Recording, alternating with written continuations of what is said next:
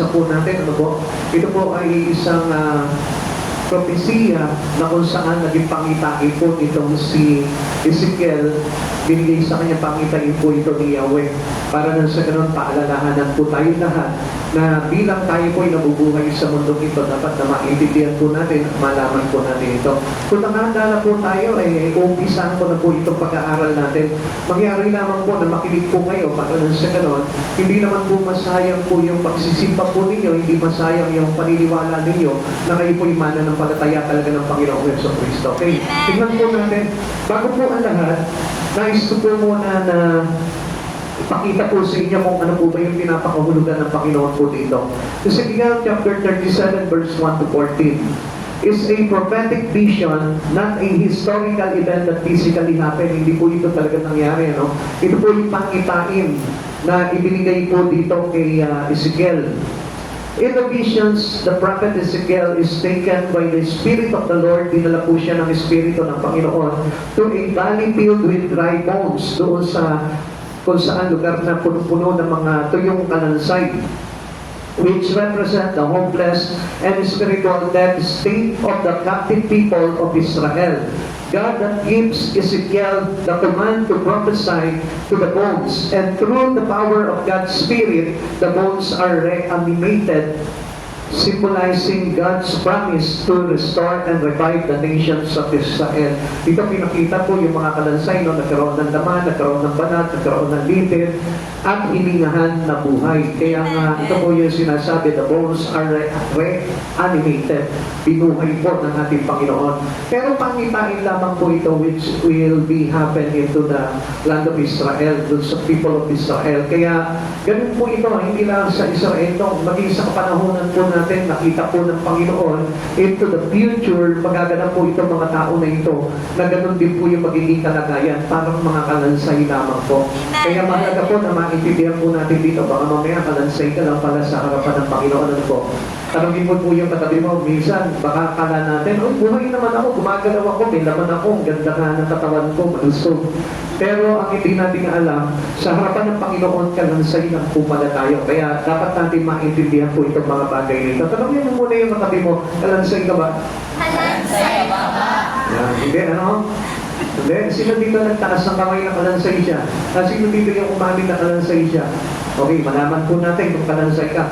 Okay, based po dito sa kanina, ito po pinaliwanag po natin na ito. Tingnan po natin, sabi ko nga po sa inyo, ito po yung isang pangitain lamang po kay Ezekiel. Dito po ating Panginoon, a vision. The passage explicitly state that Ezekiel was brought out of the Spirit of the Lord and set down in the valley, which is how vision and described in the Bible. Isang pangitain, maliwanag na pangitain, na kung saan ito po yung magaganap until nowadays. Amen. Hanggang sa buhay mo ngayon. Kaya nga ipinapakita ito ng Panginoon, na propesay niya, nakita niya na po ito, pinropesay ito ni Ezekiel sa pamamagitan po ng pangitain na ito. Now, this is also a metaphor. Pag sinabi metaphor, ito po yung malagayap po nito na inihahalin tulad niya po doon sa kalansay. Into the dry bones. The dry bones are symbols of Israel's spiritual death and dispersal during their exile in Babylon, and their revival represent God's promise of national and spiritual restoration. So sa madaling salita po kasi, nung nagkasala po sila sa Panginoon, mabigat po kasi naging kasalanan po ng Israel sa ating Panginoon, kaya may parusa po yun, may hatol po sa kanila doon, pinangalan po sila sa iba-ibang bansa, pinasakop po sila, pinaging alipin po sila sa iba't ibang bansa, and then ang Lord nagbigay naman po talaga ng pag-asa sa kanila na ma-revive po sila, ma-restore po yung kanilang ugnayan muli sa Panginoon at maibalik sila doon sa kanilang bayan. Pero kung pinapakita po sa atin ng Panginoon po dito, nakayin po tayo, baka mamaya nami-misplace po natin yung sarili po natin na hindi natin alam, tayo po pala mayroong parusa na tinatanggap sa Panginoon, hindi natin namamalayan, ano po? Amen. Kasi dapat na maintindihan niyo po talaga yung mga historical event po dito sa Bible na kung saan saan, kung bakit sila nandun sa ibang bansa, kung bakit sila nasa ibang lugar, kung bakit parang alipin sila doon, kung bakit parang nahihirapan sila doon. Kasi isa po ito na naging parusa ng ating Panginoon sa mga taong disobedient po talaga sa Lord. Kaya pag-aralan po natin, mabuti po yung kalagayan po natin. Sabi ko nga po sa inyo, baka mamaya ang kalagayan po natin para mga kalansay. And then, the hope and restoration. Binigyan po tayo ng pag-asa ng Panginoon. At napaganda po nitong pag-asa na ito na tayo po yung muling bubuuin ng ating Panginoon. The visions provides a powerful message of hope to exile who felt their nations was dead and beyond recovery. God's power to bring the bones to life is a metaphor for His power to bring His people back to life and restore them as the nation. So, alam niyo po, kapag tayo po yung nagkasala sa Panginoon, tayo po ay nasa-separate sa Lord. Amen. Kaya mga kapatid sa Panginoon, huwag natin nahihayaan na lumayo pa tayo. Halimbawa, ganito po yan eh. Kapag ang isang tao pala, lumalayo sa Panginoon, nasa-separate siya sa Panginoon, ang ibig sabihin po niyan, he is sinful. May pagkakasala siya, tumatanggap siya ng hatol at kaparusahan sa Panginoon. Amen. Now, ang hirap po makabalik po nun. Dahil only God will restore us. And He is the one who give us hope para makabalik po tayo. Kaya, hindi po normal po yung, halimbawa, nag-church ka, involved ka sa Panginoon, may relation ka na sa Panginoon, may pinaya ka na sa Panginoon, biglang tatalikod ka na pagkakakala mo yung wala lang.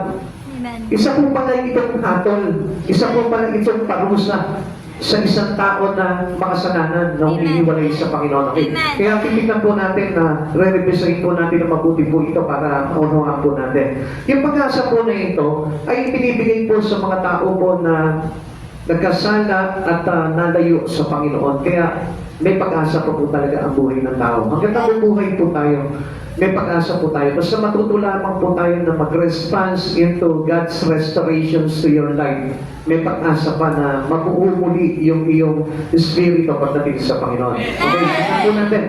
Ezekiel's strange vision. Ano po ba yung pangita rin ito? Ito yung kanina sinasabi sa atin. A dream to the cemetery reveals a valley of human bones. Dinala po siya sa isang sementeryo, tapos pinakita sa kanya doon yung mga buto, ang daming mga dry bones na tuyo-tuyo na po talaga. The bones come together. Biglang gumalaw po ito mga kalansay na ito at nabuo. They have flesh but no breath in them. Nagkaroon po sila ng laman, nagkaroon po sila ng balat, ng litid, pero ang problema, wala pa rin pong buhay. Kaya finally, breath comes and they become an army. Naging hukbo po sila. Marami para daming nabuo po doon. So, ibig sabihin po nito, a plenty of people sin to God. Pinapakita po dito na itong mga tao na ito na natuyo or tinatawag na parang kalansay na tuyo, sila po yung maraming tao na nagkakasala sa Panginoon. Baka mamaya one of us here ay gano'n ang kalagayan. Kaya tignan po natin mabuti dahil ang Diyos prophetically nagre-reveal po sa atin yan para tayo po ay iligtas. Okay, nasusunod niyo pa po? Amen. Okay, praise the Lord. The meaning of the vision. Tingnan po natin, ito po yung kahulugan po na yan. The bones represent Israel. Ang tinutukoy po nito mga to yung buto na ito, yung Israel, kasi sila po yung nagkasala po sa Panginoon.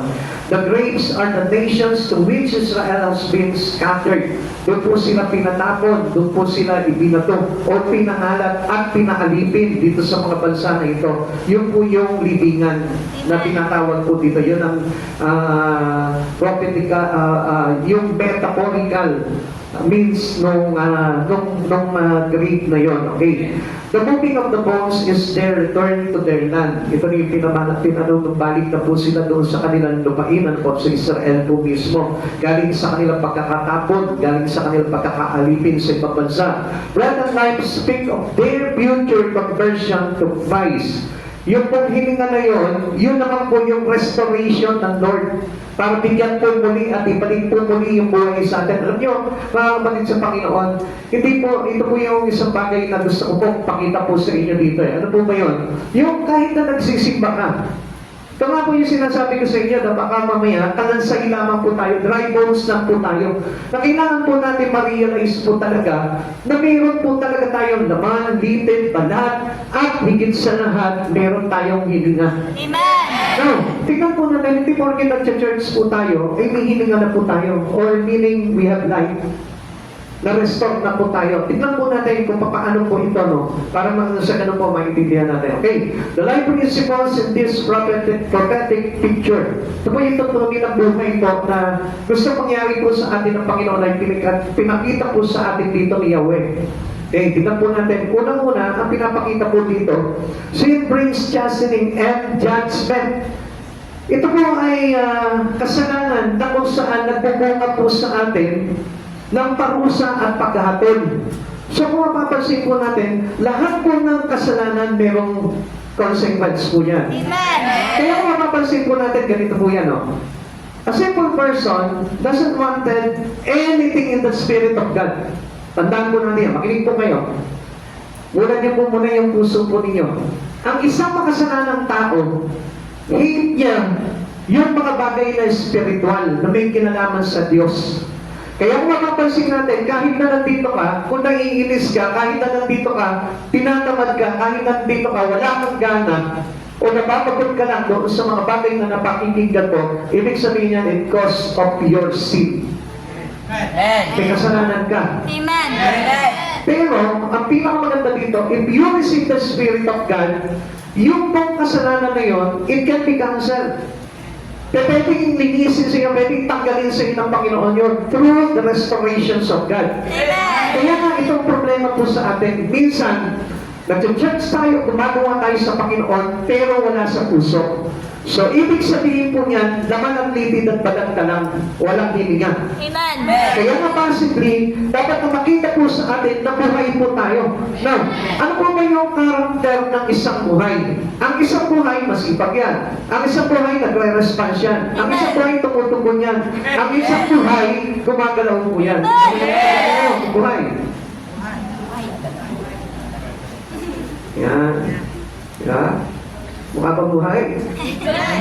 Kaya lagi po kayong attentive pagdating po sa church. Dahil kapag nakikinig tayo ng salita ng Panginoon, kailangan po talaga nagre-response po tayo. Amen! Hindi na po yung mag-amen po ninyo. Malakas nga po kayo mag-amen, pero yung espiritu natin, we must find out na kailangan po talaga itong buhay yung espiritu. Amen!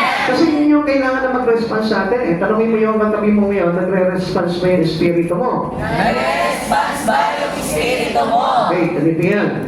Kaya kung minsan napapansin po natin sa church, maraming tulog. One of the sign, one of the picture of the rivals na makikita mo na wala talagang buhay. Kaya nga mga kapatid sa Panginoon, mag-ingat po tayo spiritually. Dahil ito pong kasalanan na ito, mayroon pong pagpapalo sa atin ito, o may paghatol sa atin ito, o mayroong pagbabayad ng mga kasalanan na ito. Amen. Kaya nga, ang pinakasolusyon po dito, kailangan magpa-restore ka sa Panginoon. Amen. Or else, kapag hindi na-restore yun, totally, hanggang doon sa katapusan ng paghatol ng Panginoon sa buong mundo, mangyayari magaganap pa rin sa iyan. Amen. Hindi tayo maililigtas ng Panginoon. Kaya, be watchful. Okay. Sabi po ng Ezekiel chapter 37 verse 1 to 3, nadama mo ang kapangyarihan ni Yahweh at sa pamamagitan ng kanyang espiritu ay dinala niya ako sa isang tibis na puno ng kalansay. Inilibot niya ako sa lugar na puno ng kalansay na tuyong-tuyo na. Tinanong niya ako, Ezekiel, anak ng tao, palagay mo ba ay maaari pa mabuhay ang mga kalansay na ito? Sumagot ako, kayo po lamang ang nakakaalam niyan, Yahweh. Tignan niyo po yan. Minsan, sa sarili mo, parang doubted ka rin, spiritually. Minsan hindi mo nakikita na parang lively yung espiritu mo pagdating sa Lord. Now, you can ask God, Lord, buhay ba ang espiritu mo sa ganitong kalagayan ko? Sabi ko nga po sa inyo, to know that you are being alive in the spirit, kailangan nagre-response palagi po yan. Amen. So, paano po tayo physically alive? Kailangan yung espiritu rin po natin, ganun din po ang respond po niyan. Yung pagtugon ng espiritu natin, ganun yan. Na kapag halimbawa pinapakain mo yung espiritu natin, kakain yan. Magana yan. May appetite yan. Pagka halimbawa pinaglinis mo yan, di ba, yung buhay, pag pinaglinis mo yan, maglilinis yan, masipag yan. Ganon din po dapat ang espiritu natin, masipag po palagi. Amen. Amen. Ito po yung pictures ng isang tao po talaga na na-restore ng Panginoon sa kanyang espiritu. This is not an event but a vision that the Spirit bring him into the body of dry bones. Ito po ipakita niya sa kanya kasi nakita po talaga ng Panginoon ang kalagayan ng mga Israelita po nung araw na patuloy po sila nagkasala, patuloy sila na namamayagpag po sa paggawa ng kasalanan. At ganun din po nangyayari po sa atin sa panahon po natin. Hindi natin namamalayang, kala natin pagkalinis-linis na ng buhay natin, ano po. Pero ang hindi po natin alam, kasama rin po pala tayo sa mga Israelita na ang kasalanan po natin is rebellious, disobedient, and idolatry. Ito po yung mga bagay na kasuklam-suklam kung bakit sila pinatapon po talaga dito. Yung pagiging rebellious po nila, pagiging disobedient po nila sa Lord, at yung pagiging idolaters po nila. Kaya mag-ingat po tayo kasi marami pong area ng buhay po natin na hindi natin nakikita. Disobedient pa pala ako sa Panginoon. Hindi ko nakikita, rebellious na pala ako sa Panginoon. Hindi ko nakikita, idolaters na pala ako. Sumasamba na pala ako sa mga Diyos-Diyosan kasi marami pong anyo ang Diyos-Diyosan eh. Hindi lamang po yun yung mga rebulto na gawa ng kamay ng tao, kundi meron din po tayong linilikhan ng ating isipan. Kaya ingat po tayo doon. Meron po tayong Diyos na gawa ng isipan po natin. Kaya nga po, huwag kang gagawa sa isipan mo ng sarili mong Diyos, kundi hamuin mo sa totoong sinabi ng salita ng Diyos. Marami po sa ating ganyan na kahit Kristiyano na sila, lumilikha sila sa isipan po nila ng kasarili po nilang Diyos. Na ang Diyos, puro love lang po yan. Ang Diyos, mapagmahal lang po yan. Pero akala nila, puro ganun lang ang Diyos. Eh, ang Diyos na nakasaan po dito, marunong din mapuot, marunong din magalit, lalo-lalo na kapag ang isang tao ay hindi nagpapakumbaba at humihingi ng tawad at sumusunod sa ating Panginoon. Naintindihan niyo po? Okay, tutuloy po natin. Okay, ito pong serye na ito, pinakita po sa atin ng Panginoon dito. Babasahin po natin sa Tagalog na po.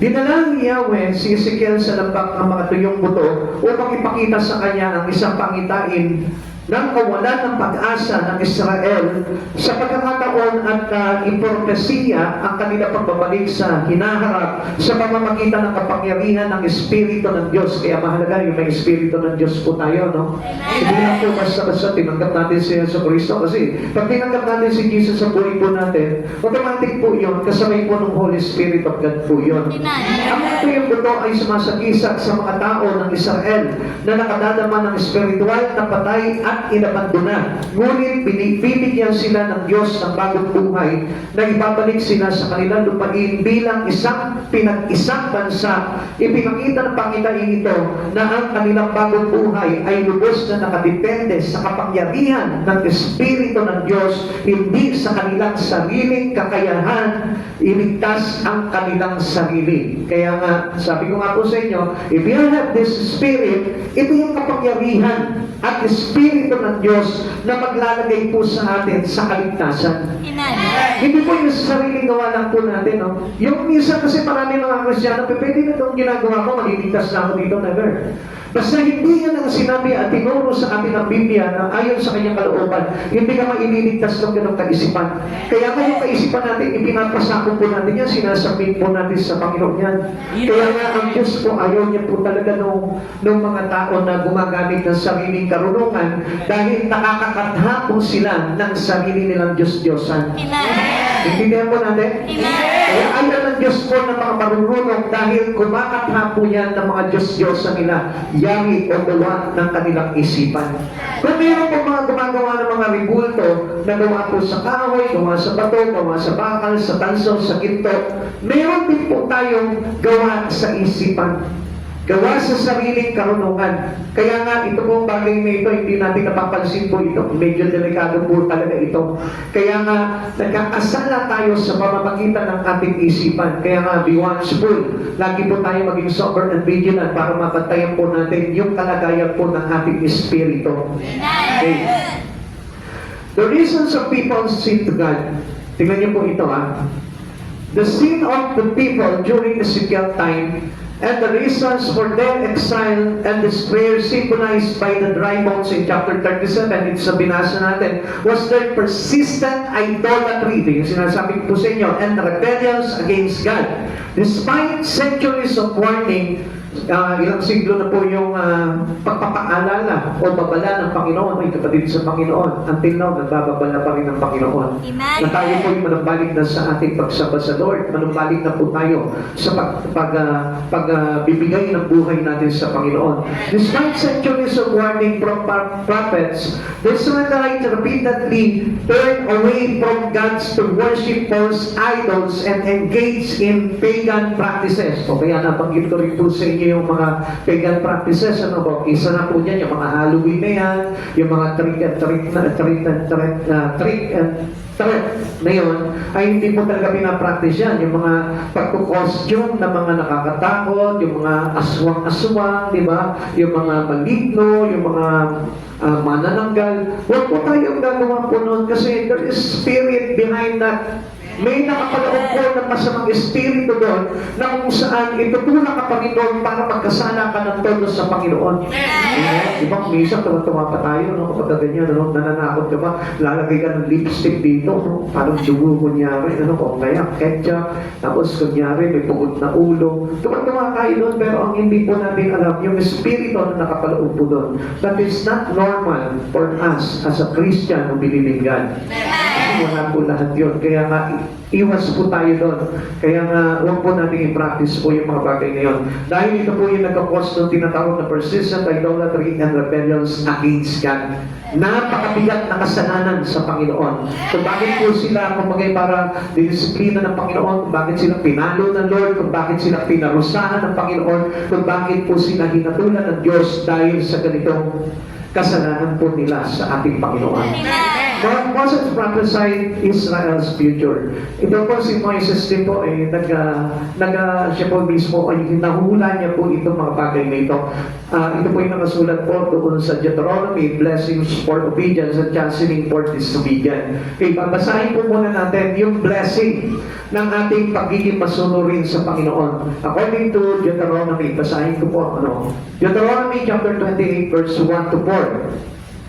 Kapag dininig po ninyo, ito napakaganda po dito, ito yung pinaka positive ng ating pagsunod sa Panginoon na kung saan may biyaya po itong kalakip. Kapag dininig ninyo ang tinig ni Yahweh at sinunod ang kanyang kautusan, ipapatok niya kayo sa gitna ng lahat ng mga bansa. Magaganap nga at sa inyo ang mga pagpapalang ito kung susundin ninyo ang kanyang mga utos. Kayo'y pagpapalayan niya sa loob at labas ng inyong mga bayan. Pagpapalayan Pagpapalain niya ang inyong mga anak, lupain, pati mga hayop, pararamihin niya ang inyong mga baka at iba pang mga hayop. So, mapapansin po natin, di ba makikita po natin na kahit mag-abroad ka, hindi naman umaasenso sa buhay, no? So, ibig sabihin po nun, baka yun po yung dahilan din, kuminsan, because of our sin to God, because of our disobedience. Kasi ang pangako ng Lord sa labas at loob ng inyong bansa, ipagpapalain ko kayo. Kaya nga, yun din po yung isang cause kung bakit po tayo kailangan talaga maging obedient po sa Panginoon. Gising pa po ba kayo? Kung kayo katabi mo, gising ka pa po ba? Gising na pa po ba? Mahalaga po kasi ito, para lang sa ganun, naribay po yung espiritu natin. And then, chastening for disobedience, ito naman po yung kapayaran po ng pagsuway po natin sa Panginoon. Basahin ko po sa inyo. Hindi ko na po babasahin lahat, pero happy on lamang po natin para makita nyo lamang po yung mga consequence, yung kapayaran po nito, yung hatol na mangyayari po sa atin. Sa kabilang dako, kung hindi ninyo dinigin ang tinig niya at hindi susundin ang kanyang mga utos at mga tuntunin, mangyayari sa inyo ang mga sumpang ito. Hindi niya kayo pagpapalain kahit saan kayo magpunta. Susumpangin niya ang inyong mga pananim at mga inihanda ninyong pagkain. Hindi niya pagpapalain ang inyong mga anak o ang inyong lupain at ang inyong mga hayop at kawan. Mabibigo kayo sa lahat ng inyong gagawin. Padadalan niya kayo ng kahirapan, kaguluhan at kabiguan sa lahat ng inyong gagawin hanggang sa kayo'y malipol. Gagawin ninyo niya ito dahil sa pagtalikod ninyo sa Kanya. Kaya mahirap nga po yung tumatalikod tayo sa Panginoon. Kaya nga never na isang tao ay talaga magre-retreat trip pagdating po sa Panginoon. Ano po? Kailangan na lagi po tayo nakasuko sa ating Panginoon. Hindi niya kayo aalisan ng salot hanggang sa maubos kayo sa lupaing ibibigay niya sa inyo. Lilipunin niya kayo sa pamamagitan ng mga sakit na pagkatuyo, nag-aapoy na lagnat, pamamaga ng katawan, matinding init, tagtuyo, agihap, at iba pang sakit sa balat. Hindi kayo titigilan ng mga ito hanggang sa hanggang hindi kayo nalilipol. Ipagkakait sa inyo ang ulan at dahil dito magiging parang bakal ang lupa dahil sa pagkatigang. Kayo'y paulalanan niya ng alikabok sa halip na tubig hanggang sa kayo'y lubusang mapuksa. Ipalulubig niya kayo sa inyong mga kaaway. Lalaman kayo sa kanilang ngunit magkakanya-kanya kayo ng takbo dahil dito labis kayong katatakutan ng lahat ng bansa. Ang inyong mga bangkay ay kakainin ng mga ibon at ng mga hayop. Walang mag-aabalang pupugaw. Pinagpahihirapan kayo sa pamamagitan ng bukol gaya ng ginawa ni Yahweh sa mga Ehipsyo. Tatatarin niya kayo ng piksa, buti at galis ng mga hindi mapagagaling, masisiraan kayo ng isip, mabubulag kayo at malilito. Mag-aapunghap kayo sa katanghaliang tapat, parang bulan na nangangapa sa kadiliman. Hindi ninyo makikita ang daan, anuman ang inyong gawin, hindi kayo magtatagumpay. Patuloy kayong sisikilin at sasamsaman ng ari-arian, ngunit walang sasaklolo sa inyo. Mag-aasawa kayo, ngunit iba ang sisipig sa kanya. Magtatayo kayo ng bahay, ngunit iba ang titira. At magtatanim ng ubas, ngunit iba ang makikinabang. Ang mga bakan ninyo'y kakatayin sa harapan ninyo, ngunit hindi ninyo matitikman. Aagawin sa inyo ang inyong asno at hindi na ibabalik. Ang mga tupa ninyo'y sasapsamin ng kaaway at di na ninyo makukuhang ulit. Ang mga inyong mga anak ay kitang-kita ninyong ibibigay sa ibang tao, ngunit wala kayong magagawa. Isang bansang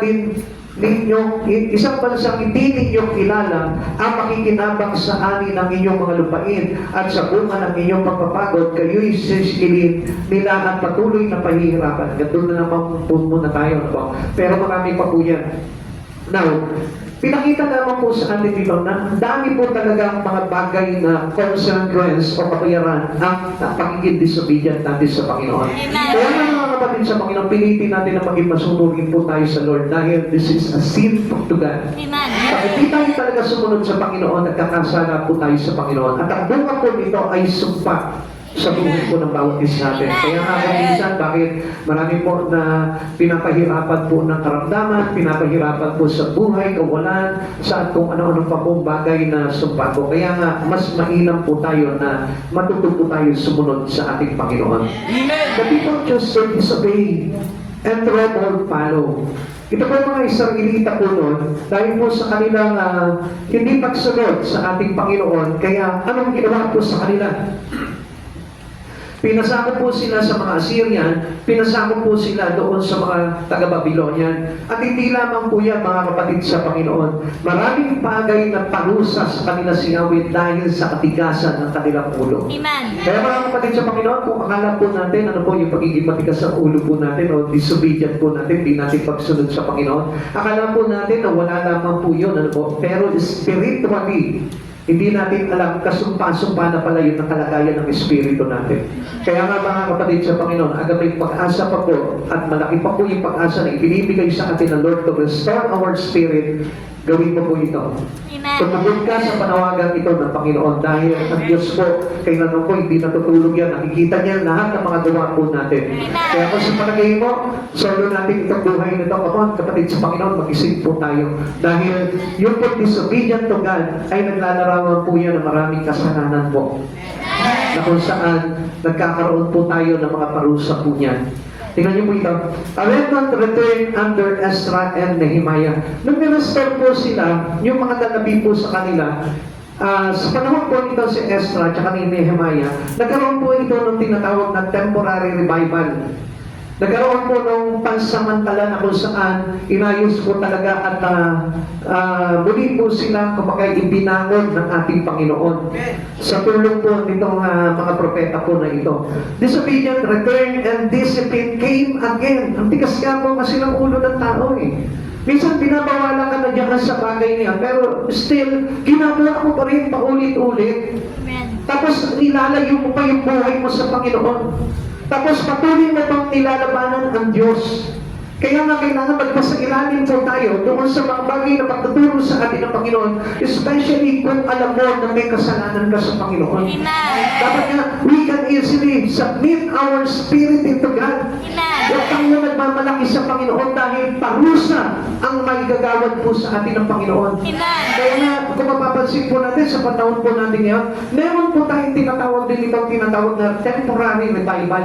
Kung nakakapag-church ka ngayon, ako, huwag po tayong makampante po doon. Hanggat hindi po talaga na isusuko ng todo ang buhay po natin sa Panginoon, hindi pa po yan yung tinatawag na complete restoration.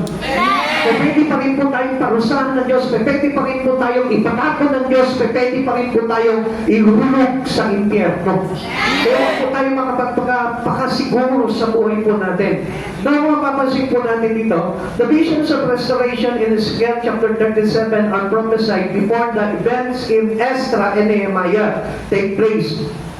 The people in Ezekiel visions who feel their home is lost while Babylonian exile. Noong ipinatapon po sila sa Babylonia, para pasakot po sila sa matapang na hari, sa talagang grabing hari na ito na si Nebuchadnezzar. Alam niyo po ba na talagang ang hirap po talaga ng dinanas po nila sa kamay po ng ito. Naging alipin po sila at talagang hirap na hirap po sila dahil po sa pagkakatapon po nila. Pinatapon po sila ni Yahweh. Represent the exiled Israelites who are later restored to their homeland in the time of Ezra and Nehemiah. Kaya nga, naawa pa rin po si Yahweh, kaya inilabas po sila sa pagkakaalipin doon sa pamamagitan po nitong mga propeta na ito. Kaya mga kapatid sa Panginoon, nakikita niyo, no, kahit nagkakasala po tayo, patuloy tayong ibinabalik ng Lord sa church, patuloy tayong ibinabalik ng Diyos sa kanyang gawain. Kahit na matigas po yung ulo natin. Amen? Kahit po na parang masinusunod natin yung laman po natin kaysa sa espiritu po natin na kung saan naglalarawan po sa atin bilang isang tuyong kalansay. Kaya nga po natin ipipilit yung laman po natin, kailangan we must obey in our spirit. Dahil yun ay naglalarawan at nagpapakita po sa isang Kristiyano na siya ay tuyong kalansay. Para siyang dry bones sa kapanahunan po nitong si Ezekiel. This is what happened next. Ano ba po yung sumunod po dito? Sabi ko nga po sa inyo, matigas ang ulo po ng mga tao po talaga eh. Minsan, binabawalan mo pa po yan, makulit pa po yan, di ba? Para po si Miguel, tawag po nila. Habang pinipigil, lalo nang gigigil. Kaya nga po, ang attitude po natin pagdating sa Panginoon, we must be obedient. Sabi mo sa katabi mo, maging obedient po tayo. Maging obedient po tayo. Huwag matigas ang ulo kasi ulit-ulitin lamang po natin yung mga kasalanan na yon, yung ating pagsuway sa ating Panginoon. Now, ito po yung nangyari pagkatapos po nitong temporary revival po sa kanila sa pamamagitan ni Nehemiah at ni Ezra. The Romans conquered and oppressed them. Ito naman mga Romano naman po na ito, sinakot na naman po sila at pinagpapapatay po yung kanilang mga kababayan. Mga bata, mga ari-arian po nila, pinagsusunog, at hanggang pinahirapan po sila at inalipin po sila sa panahon po na yon. And then, Christ came and was rejected and crucified. Dumating po si Jesus para isave po sila. Pero ano nangyari? Nireject pa rin po nila si Jesus. Until now, many people rejected God. Sa pagkakataon po ito, isipin mo yung sarili mo, ikaw mo hindi mo nire-reject si Jesus. Bakit sasabihin mo sa sarili mo, ako hindi ko talaga nire-reject si Jesus kasi He is my Savior eh. Siya yung tumubos sa aking mga kasalanan. Pero ang tanong po dito, hindi ka kaya lumalabag sa Kanya dahil sa magiging disobedient po natin. Dahil kasi gusto talaga ng Lord talaga isuko mo yung espiritu mo sa Kanya, yung tinatawag na restoring spirit, yung magkaroon ka ng hininga. Hindi mo ba yung meron kang banal, meron kang laman, meron kang detail, pero wala ka rin buhay. Yun po yung pinaprotesay, yun yung pinapakita po sa atin up to now, ito pa rin yung pinapakita sa atin ng Lord. Kapatid, may naman ka, may lipid ka, may buto ka, meron kang banal. Pero ang problema niyan, buhay ka ba into your spirit? Kaya nga hindi natin napapansin eh. Marami sa atin, di ba, itong panahon na ito, mas pinapahalaga pa yung patay kaysa sa buhay. Kaya nga ito po yung kinagagalit ng Panginoon eh. Minsan alam niyo mga kapatid sa Panginoon, minsan nga tingnan niyo kapag halimbawa nagkatapat po yung yung pagsapa sa Panginoon, tapos patay, inilibing, mas priority mo yung patay kaysa sa buhay na ibinibigay ng Panginoon. Aminin po natin yung mga kapatid sa Panginoon. Paano yun? Kung mahal namin sa buhay yun. Actually, hindi naman po kailangan na maapektuhan po talaga yung ginagawa natin sa Panginoon. If you are spiritually alive, hindi maapektuhan yun. Alam mo kung ano yung bagay na dapat mong gawin. Amen. Hindi yan magkakos ng hindrances sa espiritu mo dahil buhay na yung espiritu mo. Ang laman, hindi mahahadangan ang espiritu. Kapag buhay yung espiritu mo. Kaya na nahahadangan yung espiritu natin ng laman, it is because our spirit is dead. Pati yung espiritu natin hindi makapalag eh. Kaya nga hindi niya ma-refuse yung gustong gawin ng laman. Dahil mahina or weak or dead yung ating espiritu. Kaya nga doon makikita po natin, makaklasify po natin kung buhay talaga yung espiritu natin. Halimbawa ngayon sa oras nito, hindi mo malabanan yung gumugulo sa isipan mo. Hindi mo malabanan yung pagkabagod mo. Ibig sabihin po, mahina yung espiritu. Kaya nga dapat isabit po natin yung espiritu natin to have the complete restoration from God. Centuries of persecutions followed. Ayan, kaya nasundan pa ng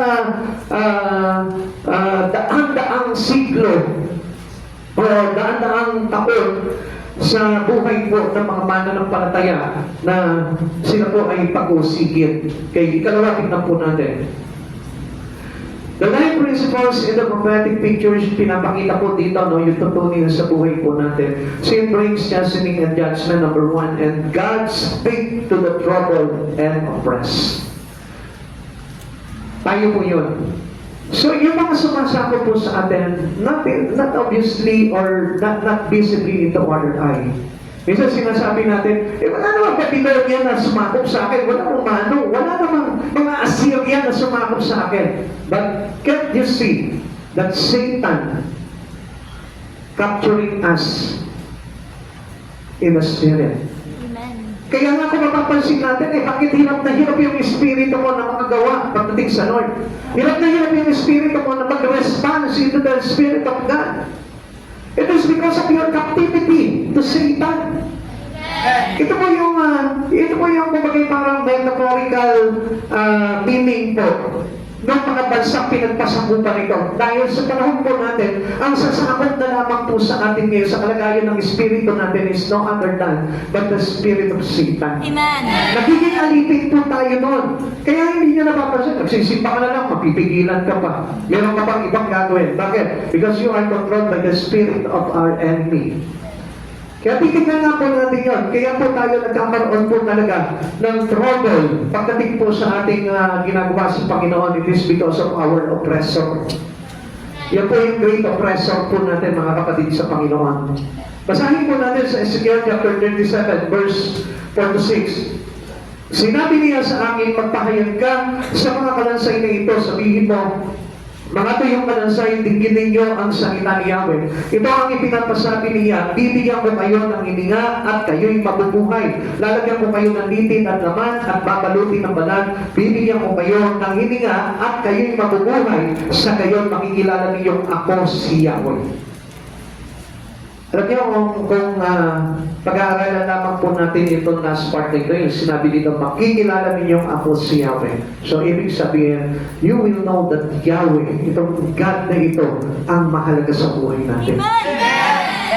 Bakit? Kasi if we are being restored, our spirit, being alive into God, alam niyo po ba na makikita mo na mahalaga sa iyo si Yahweh? Pero, tingnan mo, kapatid sa Panginoon, I dare you, bakit hindi natin makita yung kahalagahan ng Diyos sa buhay natin? Bakit ito pa rin yung priority natin? If God is not the priority of your life, I tell you, He is not important to you.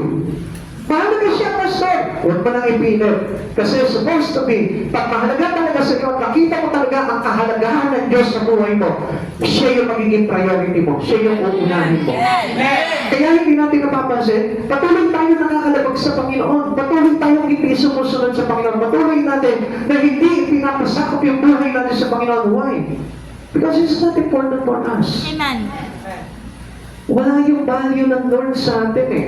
Kaya nga, once na na-revive yung espiritu po natin, doon mo makikilala na itong si Yahweh ang kailangan natin sa buhay natin. Kaya kapatid sa Panginoon, do not pretend. Huwag tayong mag-pretend. Dinadaya lamang po natin yung sarili po natin.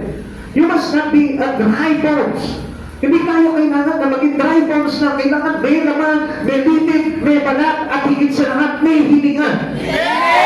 Kaya nga mga kapatid sa Panginoon, alam niyo, ito po yung dapat na mangyari po sa buhay po natin. Ngayon, tignan po natin kung ano po yung pinapakita sa atin dito sa verse na ito. Ano po? This vision is a symbolic representations of God's power to bring restoration, revival, and new life. Pero bakit hindi nangyayari yung bagay na yun? Kasi yung God's power, wala eh. Hindi makapag-penetrate sa buhay mo. Hindi makapag-manifest sa buhay mo. Yung tinatawag na power of God. Pero alam niyo, kung makapagyarihan talaga sa buhay mo ang Panginoon, there is restoration, there is revival, and there is a new life. Merong sisipon sa iyong bagong buhay. Maaayos muli ng Panginoon yung ating buhay, yung ating espiritu, yung ating ugnayan sa Panginoon kung nananaig sa atin yung kapangyarihan ng Diyos sa buhay ito. Sabi nito, God's power to bring restoration, revival, and new life to the people of Israel, both physically during their return from Babylonian captivity and spiritually through their faith. It is also foreshadowed the future resurrections of the dead. Future resurrection, ibig sabihin, until sa ating generation. Amen. At sa mga susunod pa, makikita natin dito yung tinatawag na future resurrections because of God's power. Amen. At alam niyo po ba kung sino gumawa na nito sa panahon po natin? Si Jesus. Alam niyo po ba yung kapangyarihan niya na kung saan napagtagumpayan niya tayo para tayo magkaroon ng resurrected body pagdating ng araw? Si Jesus ang gumawa nun. It is God's power. Now, ngayon, if we are not surrendered our spirit into God's power, paano magkakaroon ng impact sa buhay nito? Paano kung mapasunod ng Panginoon? Kung halimbawa, ngayon pa nga lang, hindi nangyayari sa atin yung tinatawag na God's power. Come on, look at yourself. Halos, di ba makikita mo parang hindi tayo kumagay parang kumakonekta sa Espiritu ng Diyos about listening to the Word of God. And supposed to be, that Word of God is the Spirit of God. It is the breath of life. Pero bakit hindi tayo nagkakaroon ng buhay? Kasi nga, hindi natin tinatanggap. Kaya hindi nagkakaroon ng manifested sa atin yung bagay na yun, yung kapangyarihan ng Diyos na yun, dahil hindi tinatanggap talaga. We refuse, we reject that power of God into us. Kaya paano tayo magkakaroon ng restoration?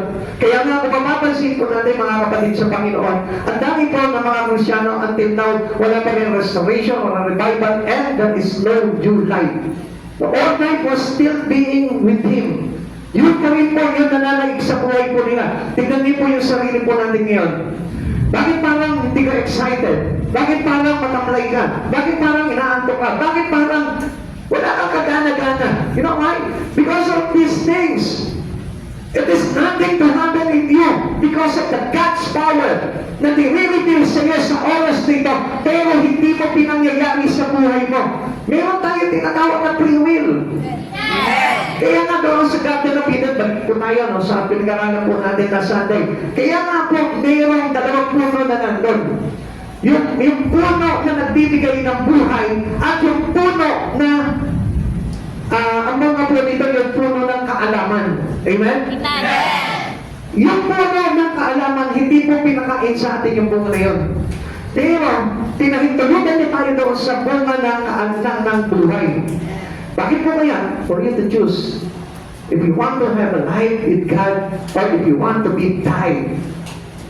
Ganun din po tayo sa panahon natin ngayon. Nandito ka, nagsisimba ka ngayon, pero ayaw mong pahintulutan yung buhay. Ano yung pinapahintulutan mo? Yung pinagbabawal. At ano yung pinagbabawal na yun? Yung iyong pagiging disobedient. Amen. Supposed to be, we need to accept all the truth in God. Kasi yung truth na yun, yun yung magbibigay sa atin ng buhay. Amen. So, yung matabi mo ngayon. If we refuse this breath, pag nire-refuse mo yung salita ng Diyos, ang ibig sabihin yan, you refuse the breath of God. Ikaw mismo tinatanggihan mo, tinatawagan na nga ni Ezekiel eh. Sabihin mo sa hangin, hingahan itong mga tao na ito. Pero, Hiningahan ka na, ayaw mo na mapapasukin sa buhay mo. Kaya ang problema, you. So bakit hindi ka naligtas? Because of you.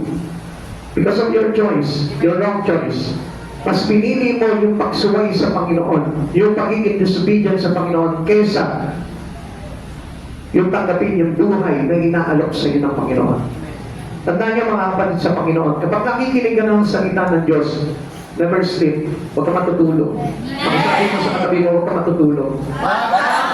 Sayang yung power of God na magbibigay sa atin ng buhay. Amen? Amen? May natutulog pa sa inyo dyan? Salamat sa Panginoon, wala. Dahil yan ang magkakos po sa atin kung bakit hindi po tayo mabuhay-buhay sa Espiritu. Amen? Ito po yan, mga kapatid sa Panginoon. Labanan niyo po yan. Kasi it is battle between the flesh and the spirit. Lagi po yan. Magkalaban po yan, dalawa na yan. Kapag halimbawa, ginugulo ka, ginugulo ka ng katabi mo, ginagulo ka ng anak mo para hindi ka makapakinig. Sabihin mo, bawalan mo siya.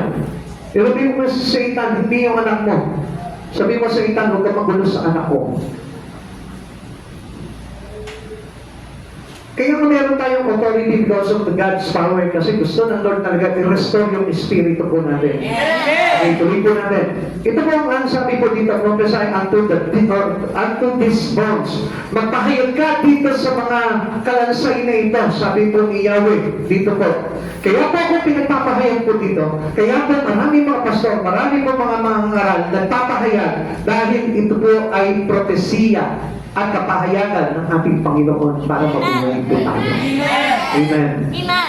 Alam niyo po ba yung kalagayan po ng mga mangangaral po ngayon ay kalagayan po ni Ezekiel noong kanyang mga panahon. Dahil gusto po ni Yahweh na buhayin po itong mga tuyong buto na ito. Ito yung mga tuyong kalansay na ito na tinutukoy po dito sa kanyang propesiya. Kaya mga kapatid sa Panginoon, kung makikinig lamang po kayo sa mga mangangaral, sa mga nagpapahayag, mabubuhay po talaga yung espiritu natin na kung saan ito yung gusto na mangyari sa atin ng Lord. God still speak to those who are dead in sin. Alam po natin yan, marami tayong kasalanan. At wala po nakaligtas po sa kasalanan. Kaya nga po, kailangan po natin talaga magpa-restore, magpa-revive po sa ating Panginoon. Amen. And by the breath of our God, yung hininga ng Panginoon na yun, sa pamamagitan ng kanyang salita, it is represented by the words of God. Kaya nga, makikita niyo po, ano po, hindi na po kailangan tayong tumawag ng hangin eh. Hangin, hingahan mo itong mga kalansay na ito. Hindi na kailangan yung sinabi po dito ni Ezekiel na pinasabi sa kanya ni Yahweh, kundi sa panahon po natin ngayon ang ipinapasabi ni Yahweh, speak to them the words of God. Share to them the words of God. Feed them with the words of God. At yan po yung buhay. Kapag inaccept po natin yun, tinanggap natin sa puso natin yun na maluwalhati, ay tayo, magkakaroon ka ng new life, ng panibagong buhay. You will restore your spirit of the life to God. Ang sabi ko sa kanila, I will cause breath to enter into you. Ang sabi niya gano'n, yung hininga niya, hihingahan ka ng ating Panginoon. So, ibig sabihin po nito, kaya tayo nakikinig palagi ng salita ng Diyos, yan yung hininga ng ating Panginoon na kung saan pumapasok sa buhay natin to restore our spirit. Dahil po sa pananalantad ng kasalanan sa buhay natin, lahat tayo namatay. We are dead from sin. Kaya kapatid sa Panginoon, it is very important to have to listen or to accept the words of God.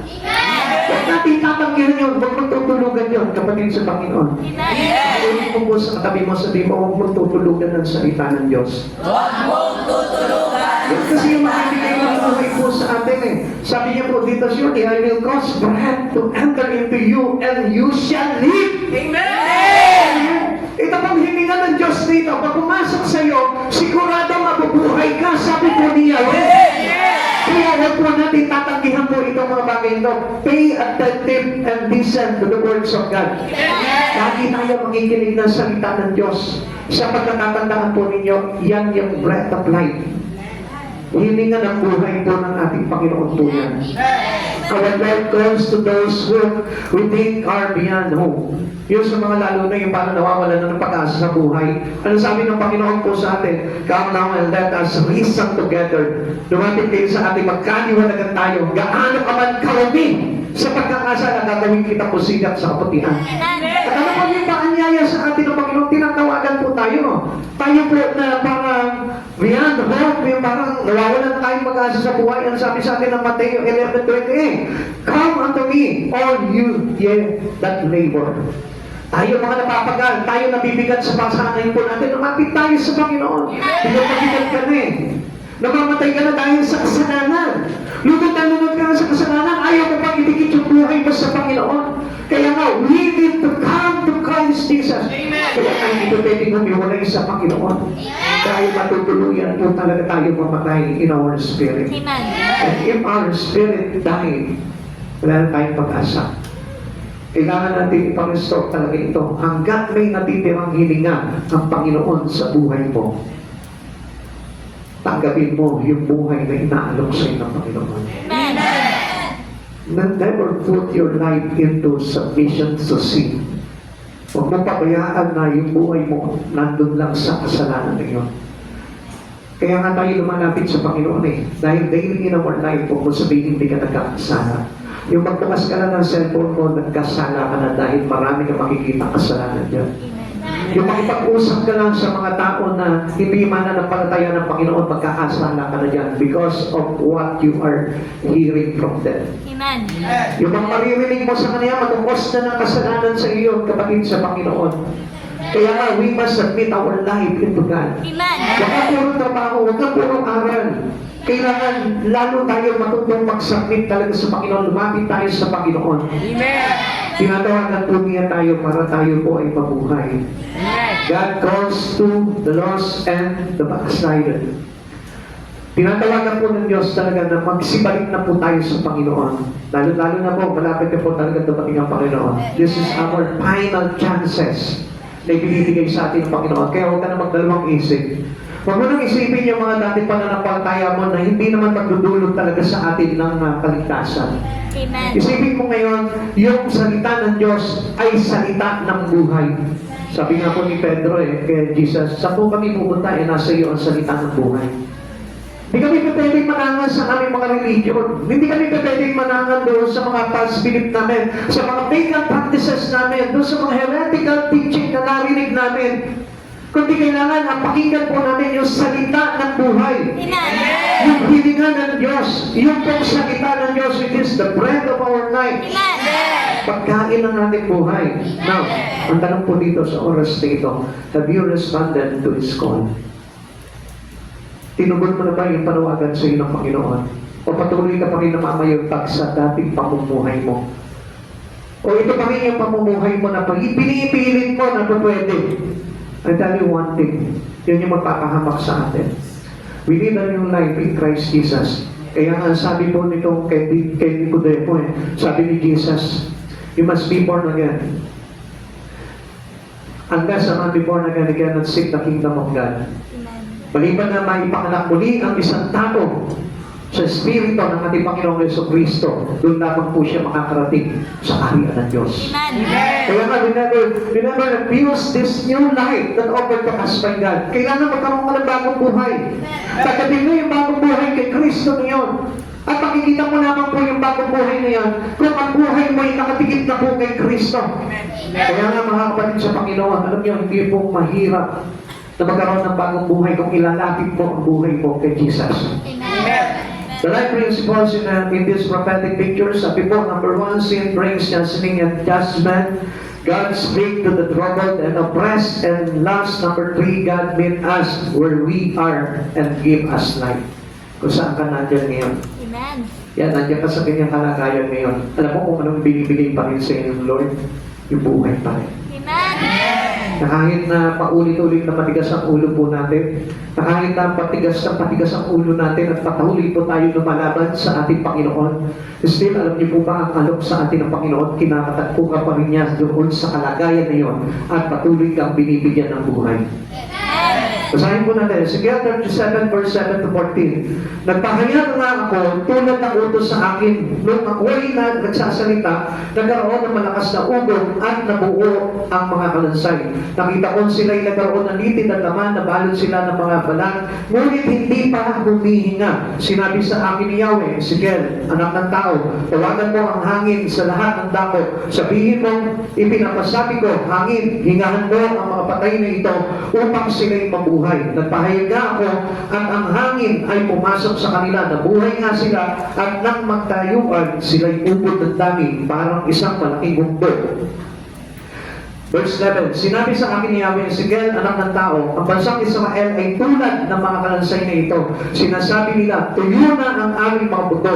Wala na kaming pag-asa. Lumusan na kaming pinabayaan. Kaya nga, magpahayag ka, sabihin mo, ipinapasabi ko, bayan ko, ibubukas ko ang inyong mga libingan, ibabangon ko, kayo at iuuwi sa inyong bayan. Kung maibubukas ko ang mga ang iyong libingan at maibangon ko kayo, makikita ninyo ako si Yahweh, hihingahan ko kayo upang kayo'y mabuhay at ibabalik ko kayo sa inyong sariling bayan. Sa gayon, malalaman ninyo na akong si Yahweh ang nagsabi nito at aking gagawin. Laki ng pag-asa binibigay sa atin ang Lord. Dito nga makikita pa rin po natin dito yung visions of rapture. Nabubukas ang mga libingan at babangon po yung mga patay muling bubuhayin po at ipapalik ng Diyos. And He will change it into glorified body para makasama po tayo doon sa kaluwalhatian ng Diyos. Kasi kung hindi po tayo bubuhayin ng Panginoon at papalitan niyo po tayo ng glorified body, how can we go with Him in His paradise, in His kingdom? Kaya mga kapatid na yun, sa panahon po natin ngayon, dahil tayo buhay pa, ang kailangan po natin gawin is to be restored by God, to revive our spirit into a newness one. Kapatid sa Panginoon, paano mangyayari yun? Kung hindi tayo patuloy na nagsisikap sa kabanalan ng Diyos, hindi tayo nagsisikap sa paglilinis ng ating buhay, hindi tayo nagsisikap na gumawa sa mga bagay na banal patungkol sa Panginoon, hindi natin sinisikap na paglikuran ng Diyos na ito sa buhay po natin. And this is the righteous things that we need to do to serve God in our life. Kaya nga kuminsan, di ba, makikita nyo, nagsisimba na nga lang po tayo, pero meron pa rin lackness. Hindi pa rin po natin maitutuloy yung buhay po natin sa Panginoon. Which is ang hinahanap talaga sa atin ng Panginoon, yung talagang buhay. Yung buhay kasi yung binigay sa atin ng Lord eh. Yung resurrections of God, yun yung nagsilbing buhay na po sa atin. Dito pa naman po, binuhay na ng Panginoon yung ating pag-asa. Na tayo po'y bubuhayin pagdating ng araw sa isang matatangay po'y bubuhayin ng ating Panginoon. Kaya mga kapatid sa Panginoon, huwag natin sayangin yung bagay niyo. The bones comes together and gain flesh but no bread. Ang kalagayan po natin ngayon, hanggang hindi po natin pinapahintulutan, yung hininga ng Panginoon sa buhay po natin, mananatili lang po tayong patay. We still die. We still dead. Kaya nga mga kapatid sa Panginoon, ano po ba yung mga dapat natin gawin para nasa ganun ma-absorb po natin yung hininga ng Diyos? Kailangan mag-response ka sa panawagan ng Diyos sa buhay mo. Amen. Hindi ka tinawag ng Diyos para makinig lang ng salita ng Diyos. Hindi ka tinawag ng Diyos para sumampalang. Tinawag tayo ng Panginoon sa isang responsibility na nakaayon sa kanyang kaluguran. Amen. Kaya kapatid sa Panginoon, pag-aralan mo po yung mga bagay nito. Magbasa ka ng Bible, saliksikin mo ang Biblia para na sa ganon, maintindihan mo kung ano talaga ang panawagan ng Diyos sa buhay mo. Amen. The bread of life arrived and the great army is born. Parang sinabi na parang isang hukbo, mandirigma. Nung nabuhay po itong mga tao nito, itong mga kalansay nito, alam mo po ang ibig sabihin nito? We need to become an army of God. Amen. So, ibig sabihin, we have the responsibility to be one with Christ Jesus. Amen. To battle all the evil. Yung bang tayo po mismo, nilalabanan na po natin yung masamahan ng sanlibutan at hindi na po tayo nakikiisa sa kasamaan. At yun po yung larawan ng tayo po'y pinuhay bilang kanyang mga hukbonan, bilang kanyang mga army. Amen? Amen. Hindi na tayo kabilang sa mga kaaway, kundi sundalo na tayo ng mga ating Panginoon. The return of Israel to their land is a prophetic miracle. Alam niyo po ba ito? Hindi malalang po ng Panginoon ito na tayo po ipapanumbalik niya at madala niya doon sa kanyang kaharian. Ito po yung larawan ng isang pagkitain na kung saan darating ng Panginoon into a twinkling of an eye, and then bigla na lang po na magigising po tayo at nandun na po tayo sa kaluwalhatian ng Diyos. Kaya kapatid sa Panginoon, huwag niyo sayangin yung ino-offer sa inyo ng Panginoon. Kapatid, sikapin mo na hindi ka natutulog sa gawain ng Panginoon. Sikapin mo laging bukas ang iyong tenga, yung spiritual ears mo, yung espiritu mo, para masangkapan po ito ng hininga ng Panginoon na nagbibigay buhay ito sa atin. A future day will bring conversion, breath, and life. Kaya nga pagdating ng araw, dahil tinanggap mo yung hininga ng Diyos na ito yung maglalagay sa atin into conversion. Amen. Ito yung maglalagay sa atin ng hininga. Ito yung magbibigay sa atin ng buhay. At hindi labas sa buhay, kundi buhay na walang hanggan. Kaya mga kapatid sa Panginoon, nabuhay ka na bilang hugpo ng ating Panginoong Yesu Cristo. Nabuhay ka na bilang isang great army of God. Nabuhay ka na dahil sa salita ng Diyos that you accept in you. Ito yung nagdulot sa iyo para magkaroon ka ng panibagong buhay bilang isang sundalo ng ating Panginoong Yesu Cristo. Christ brings life to those who are dead in sin.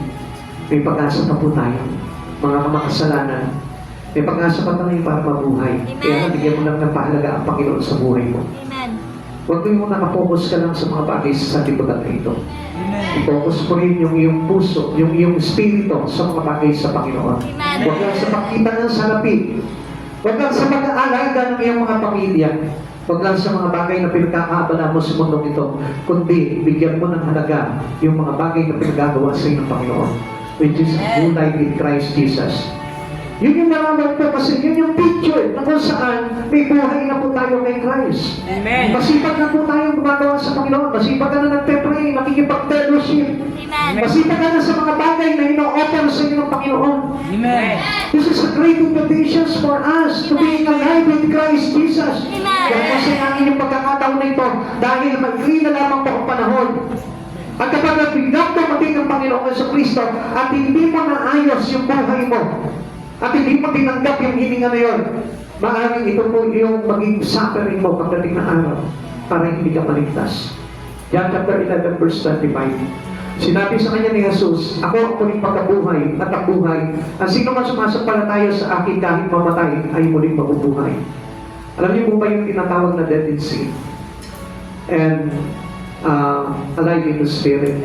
Pag sinabing dead in sin, namatay ka dahil sa kasalanan, kaya hindi ka makagawa sa Panginoon. Listen, pakinggan niyo po ito, mahalaga po ito. Kaya ka hindi makagawa sa Panginoon because you are dead in sin. Namatay tayo dahil sa kasalanan, yung ugnayan natin sa Panginoon namatay, yung espiritu natin namatay, yung ating lakas, yung ating kaganakan sa ating Panginoon, namatay po lahat yun dahil sa kasalanan. Pero, because of the Spirit of God, He restored everything on us. Kaya nga tayo alive in the Spirit. And when a person alive in the Spirit, makikita mo yan, masaya na po yan, tinatanggap niya lahat ng offer ng Lord sa kanya. Amen. Pag sinabi ng Lord ng fellowship, masaya po yan. Pag sinabi ng Lord na church time, masaya po yan, sumasamba sa Panginoon. Buhay na buhay ang Espiritu niya. Yun ang naraman ng buhay na kung saan tinanggap natin dahil sa hininga ng ating Panginoon. Kaya nga, trust in Christ and come alive. Pag tiwala mo sa Panginoon, lahat itiwala mo sa Panginoon. Huwag kang tiwala sa sarili mong kakayanan, mamamatay ka. Kaya nga, ayaw ng Lord na do not live unto your own understanding. Do not trust in your own strength. Huwag ka patitiwala sa sarili mong lakas kasi ang kauwihan mo niyan ay kamatayang spiritual. At yung kamatayang spiritual na yun, wala nang lunas. Pag namatay ka na doon, at tuluyan ka na naibulit sa kung saan nandun ang kaaway na naglagay sa iyo ng kamatayang spiritual, hindi ka naman iaawat pa ng Panginoon doon. Kaya na hanggang mayroon pa rin kakaunting hininga sa buhay mo, hayaan mo na i-revive pa ng Lord yun. Hayaan mo na i-restore pa ng Panginoon yun. Believe in Christ and have life. Manapantaya ka ng gusto sa Panginoon Yesu Cristo. At sa oras na ito, inahalihiyang kita tumayo. Bigyan mo sa Panginoon na buhayin ang iyong espiritu. Pagkaroon ka ng kaganakan sa mga bagay sa Panginoon, Magkaroon ka ng pakikiisa sa ating Panginoon. Huwag mo sayangin yung buhay mo sa mga bagay na walang katuturan sa mundong ito. Do not spend your time sa pagkita lamang ng salapi. Do not spend your time sa mga bagay na kabisihan mo lamang dito sa mundong ito na hindi maglalagay sa iyo sa kaligtasan sa buhay na walang hanggan. Just spend your time to serve God. Gamitin mo yung buhay mo. Sa oras nito, kapatid sa Panginoon, kung masayangin ang pagkakataon na ito, this is not, hindi po ito isang katang-isip lamang. Ito po ay naging propesiya. Ito po ay naging vision o pangitain na kung saan ibinigay ng Panginoong Yahweh sa lahat ng tao hanggang sa kapanahunan natin ngayon. Kaya kung mananampalataya ka, malaki ang pag-asa po ng isang katulad po natin na tayo po ay muling mabuhay at makasama sa buhay na walang hanggan kay Kristo. Bakit hindi mo nasahin ngayon? Feel the presence of the Holy God. Feel the Spirit of God. Pagpasukin mo yung hilingan ng Diyos sa buhay mo para magkaroon ka ng buhay. Look at yourself. There is joy supposed to be dapat mayroon kang kagalakan sa puso. Habang nagre-worship ka, habang sumasamba ka, dapat puno ka ng Spirit of Jesus. And that Spirit will give you strength to worship Him. Will give us joy to worship Jesus.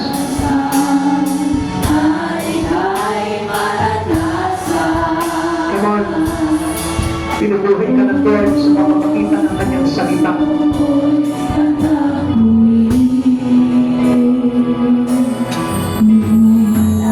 Bakit hindi mo subukan gagawin yung mga bagay na napakinggan mo ngayon para makita mo kung anong pagkakaiba nun?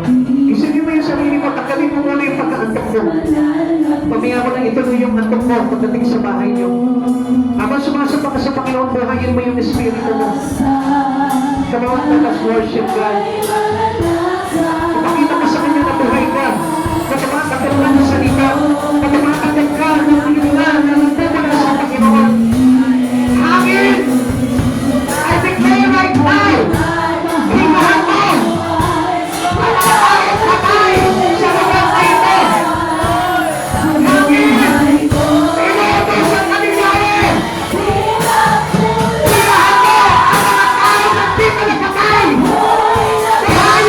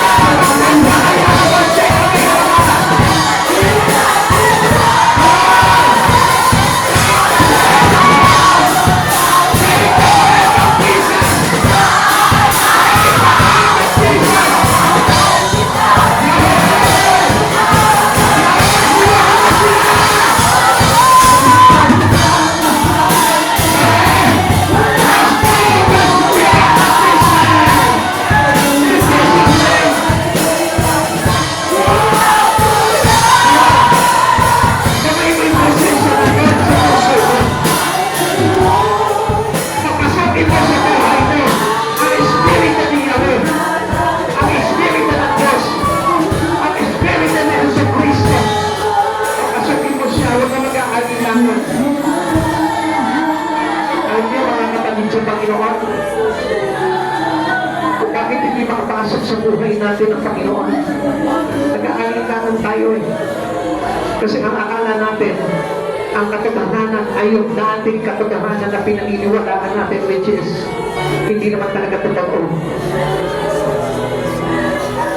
The real truth is based upon the words of God. Ang salita ng katotohanan ay nasa Hesus Kristo. Kung natatandaan mo that Jesus is the truth, that Jesus is the light, that Jesus is the way. Ang sabi niya, hindi ka makakarating sa Ama kundi sa pamamagitan ni Hesus Kristo. And that was the truth. And now, the Spirit of Jesus to enter in your life. Isa, dalawa,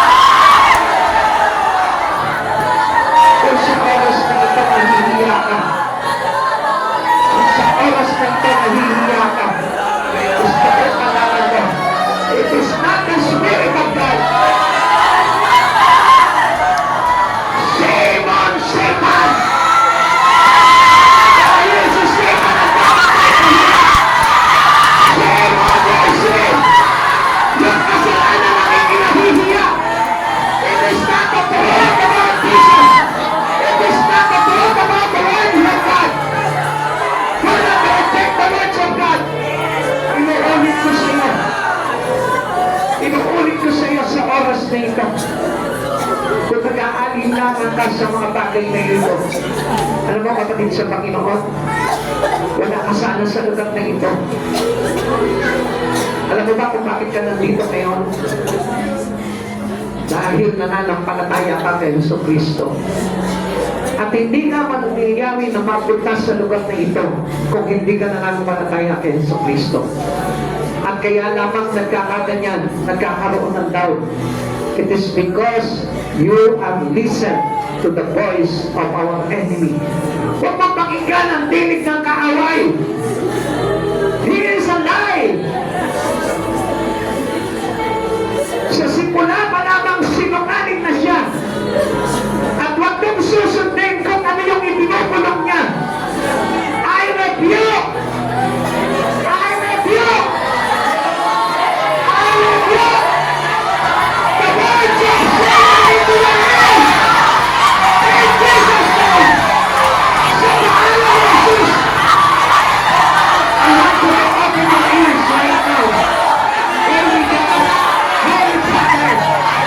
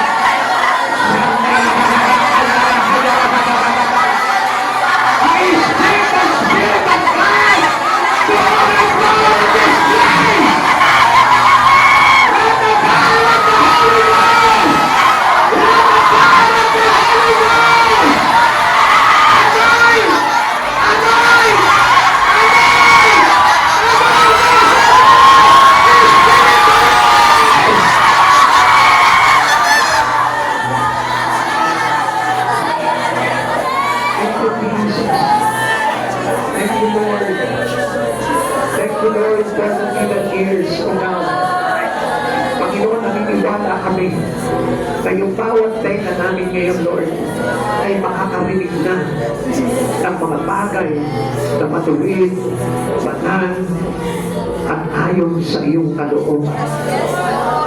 Panginoon, at sa oras na ito, Lord, kinigrade ko, winasak mo na ang teritoryo ni Satanas sa puso ng bawat isa na nandito ngayon. In Jesus' name! Amen! In Jesus' name!